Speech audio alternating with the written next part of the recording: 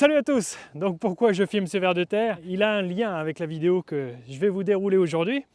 Il a un lien avec l'eau et puis cette période hivernale où l'eau arrive en abondance sur les terrains. Alors je prends la bêche et puis je vais vous expliquer un petit peu ce qui fait et ce qui rend capable un sol d'assimiler l'eau de précipitation. Alors pour vous donner des grandeurs d'idées, lorsque l'on raisonne les précipitations, les pluies, dans nos métiers on parle en millimètres d'un orage. Un orage peut apporter une quarantaine de millimètres. Un millimètre, c'est 1 litre d'eau par mètre carré. Là, chaque jour et depuis une semaine, et puis avant ça, il y a une autre passage pluvieux, on est autour de 5-10 millimètres par jour. Alors lorsque j'ai eu l'idée de cette vidéo, le passage pluvieux n'était pas trop installé.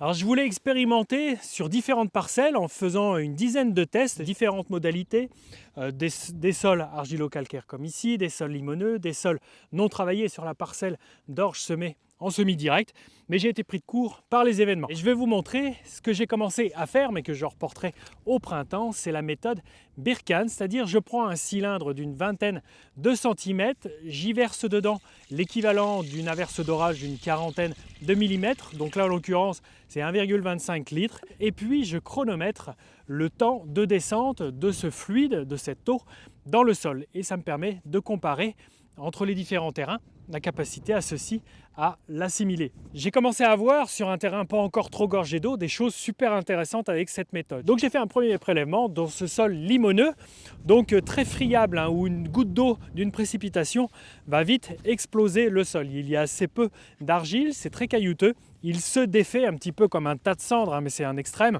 où un tas de cendres va vraiment donner un petit peu cette bouillie. Donc là j'ai commencé à chronométrer, mais j'ai vite coupé court parce que ça devenait interminable. Après une dizaine de minutes, j'avais à peu près que la moitié du fluide descendu, donc c'est-à-dire une averse de 20 mm était assimilée au bout d'une dizaine de minutes. Donc on peut estimer qu'il fallait le double pour assimiler l'averse. Ensuite, et puis c'était mon idée de base et que je trouvais très intéressante de comparer, c'était d'aller dans la parcelle voisine juste à côté, presque le même terrain du coup, limoneux, caillouteux, séchant l'été, structure fragile donc. Et là je voulais voir si le semi-direct et puis si les racines de la luzerne toujours présentes mais en train de mourir aurait aidé à laisser passer l'eau. Et la surprise, le résultat était très intéressant. On remarque que l'eau s'est infiltrée totalement, les 40 mm de l'orage s'infiltrent totalement en 6 minutes 50. Bon, c'est très rapide vu comme ça, normalement il faut faire une dizaine de prélèvements comme ça en cercle au milieu de la parcelle pour pouvoir les comparer quand même convenablement, mais à prendre toujours avec des pincettes car d'une parcelle à l'autre on change quand même peut-être de veine de terre, etc.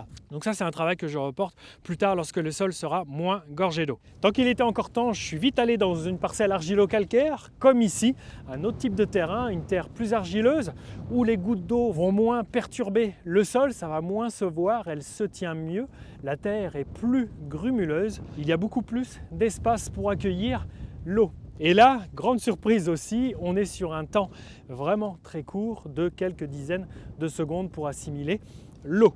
Donc plusieurs choses qui permettent ça, c'est vraiment la teneur en argile du sol qui fait sa structure, son côté grumuleux, mais aussi sa teneur en matière organique. La matière organique liée à l'argile et liée aux autres composés du sol permet de faire beaucoup plus éponge dans les sols limoneux, vus juste avant qu'ils mettent un peu plus de temps.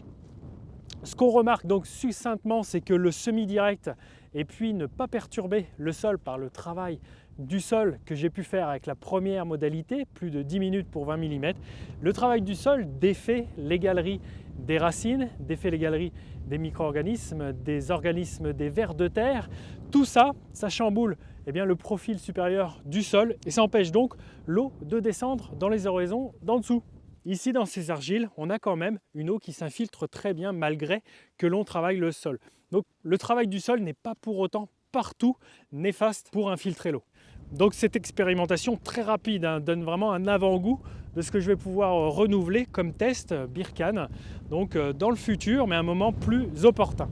Donc sachant tout ça, dans des sols fragiles limoneux, c'est pour ça que j'ai engagé de les semer de manière directe. J'ai espoir de donner un plus au sol et puis de corriger un petit peu ce manque structurel du sol en ne le mouvementant pas, en ne dérangeant pas les racines déjà en place des cultures précédentes comme la luzerne. Depuis 4 années, on n'a pas touché le sol, on n'a pas dérangé les galeries des vers de terre. Donc ça veut dire des cultures qui ne suffoquent pas pendant l'hiver, qui ne sont pas débordées d'eau, du moins que sur un sol travaillé. Et c'est des cultures qui se faufilent dans ces galeries, dans ces passages laissés en place. Donc c'est une culture qui s'en sort, je l'espère, mieux. Autre facteur qui influe l'infiltration de l'eau, ça va être la pente du terrain.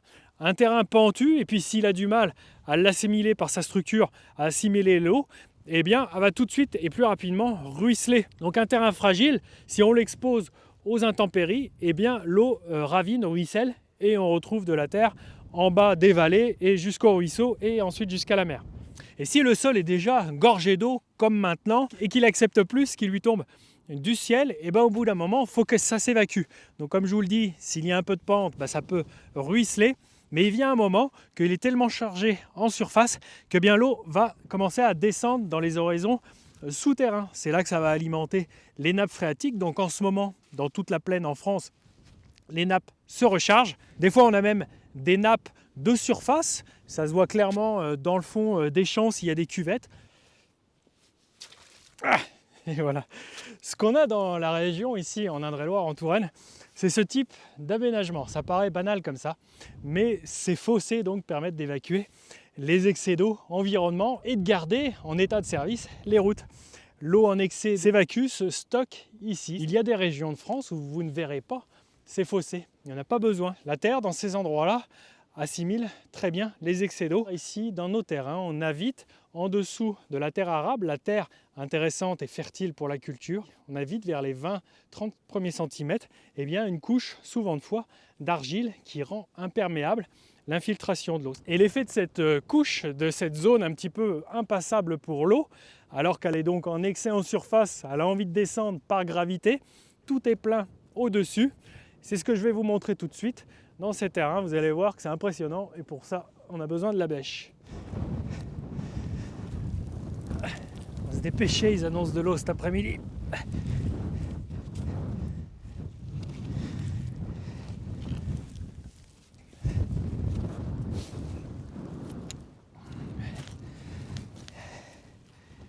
Regardez, là ça commence à ruisseler sur les côtés. Je suis à 15-20 cm de profondeur. Là, le sol, il n'en peut plus.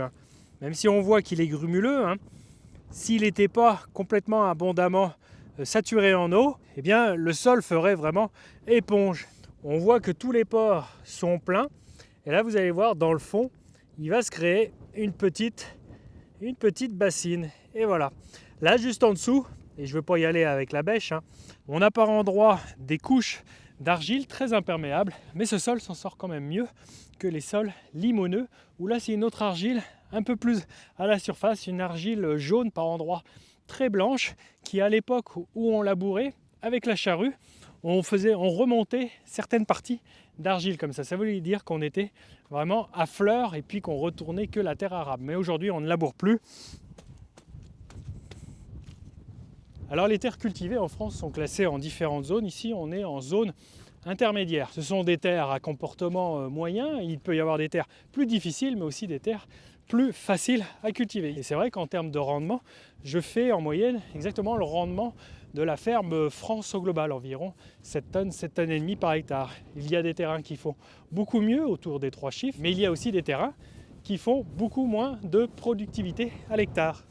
Alors ici, en sud Touraine, où on se situe, on est aux portes de la région naturelle de la Brenne, la région aux 1000 étangs. Donc ça explique un petit peu pourquoi on a des terrains hydromorphes qui saturent vite en eau.